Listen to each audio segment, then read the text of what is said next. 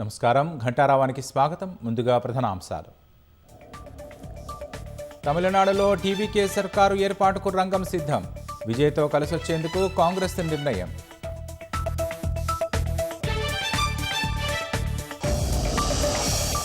Jalandhar BSF ప్రధాన కార్యాలయం వద్ద స్కూటర్ పేలుడు. కుట్రకోణం ఉందేమోనని పోలీసుల దర్యాప్తు.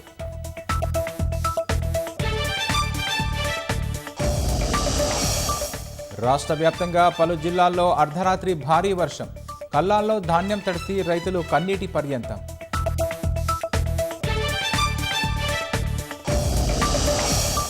ఏపీ సత్యసాయి జిల్లాలో దుండగుల బీభత్సం. ఐడిఎఫ్సి బ్యాంకు ఏటీఎంను ఎత్తుకెళ్లిన దొంగలు.